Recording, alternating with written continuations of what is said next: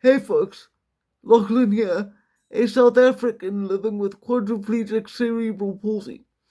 If you happen to hear any ambient noise in the background of this video, that is because it's almost dinner time here in South Africa, and my cousin, who acts as my caregiver, is preparing our dinner.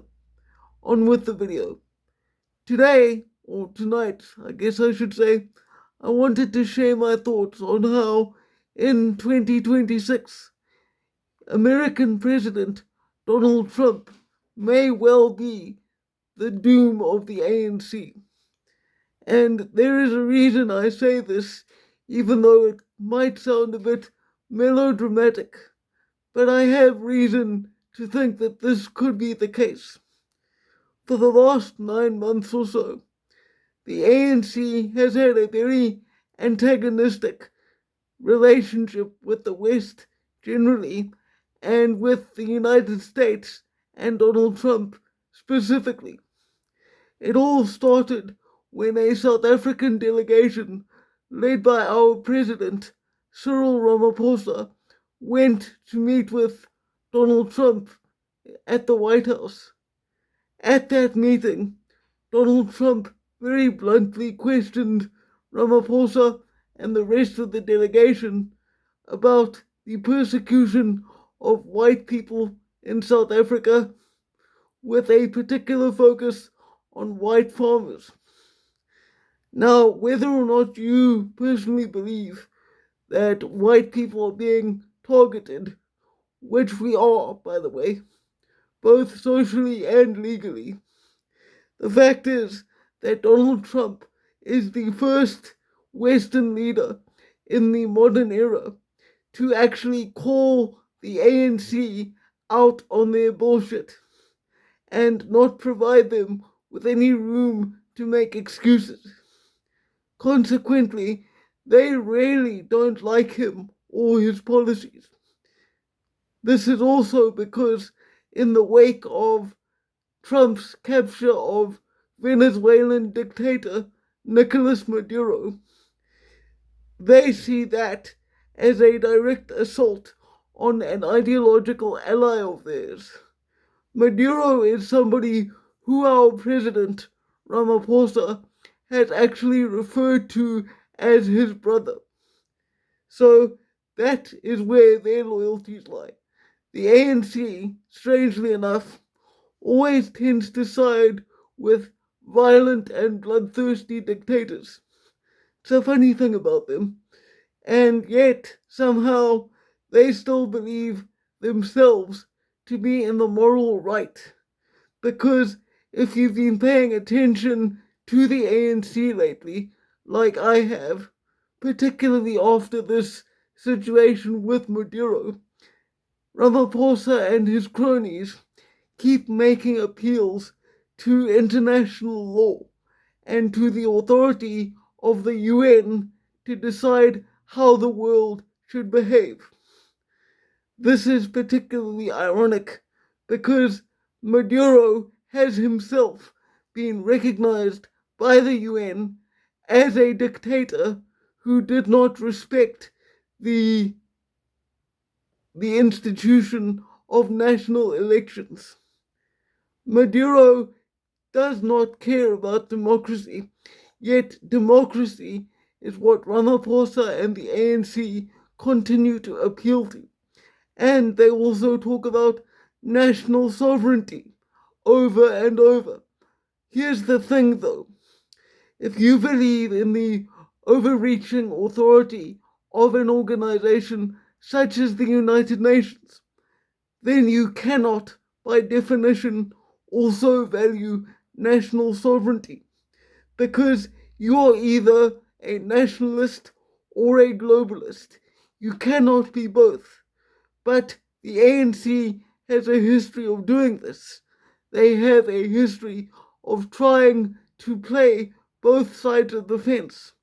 And they do not seem to realize that while in the past other Western leaders may simply have ignored their behavior and their antagonistic and hostile actions toward white people in South Africa, Donald Trump is not that kind of leader. And this is why I believe they are afraid, and why this coming year may in fact be the end of them. Because you see, although other nations have condemned Trump's actions in having Maduro detained, none of them have actually done anything about it. The ANC, on the other hand, with the pretense that it speaks for the South African people, it does not, by the way, is the only body so far to actually threaten war against the United States. To put it in the words of ANC Secretary General Fikile Mbalula, he has said that the ANC will mobilize the progressive forces of the left against American imperialism. Now, those are fighting words. The only problem is South Africa does not have a standing military. Not only is our military completely unable to defend South Africa's borders, we cannot stand any decent chance in a military conflict, even with other African nations, as we saw when South African soldiers were sent several months ago into the so-called Democratic Republic of the Congo. They did not fare well, and many of them were killed. And even in the wake of that, several South African military top brass have publicly told us that the South African army is underskilled, under-resourced, and under-supported by our political class. One general went so far as to say that the ANC had rendered the South African military, which once was one of the most feared in the world, a Mickey Mouse operation, for which the ANC reprimanded him severely, because they don't like it when people who are in their service actually speak the truth. All of this to say that if the ANC actually believes that the South African military could stand any ghost of a chance in an open fight against the US, they are out of their minds. It would appear that the ANC is banking on their despotic allies, namely Russia and China, to back them up should any real conflict take place. But you will notice that neither Russia nor China seem overly anxious to get in a straight fight with the United States, because I believe that they realize, even if the ANC does not, that Donald Trump isn't playing by the old rules anymore, or at least not the rules that have been in place for the last 50 years or so. Donald Trump is very much an old school leader. He knows that America is the biggest kid in the yard, and he knows that it's going to take something very special in order for anyone else to challenge American power.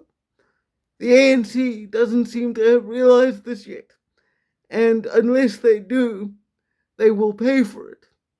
And now, if it were just the ANC paying for their own stupidity, I'd be fine with that. The big problem is that, as stupid as they will take the rest of us, meaning ordinary South Africans, down with them. Because ANC cadres are now completely disconnected from the average reality in South Africa. They don't know or care about the consequences of their actions, because whatever happens, they will still have the resources to flee into holes like rats should they bring the wrath of God down upon themselves and down upon us. So I can't tell for sure what might happen, but I guess we'll just have to wait and see. As always, I hope that you find something of value in my content. Look after yourselves, take care of one another, and for now, farewell.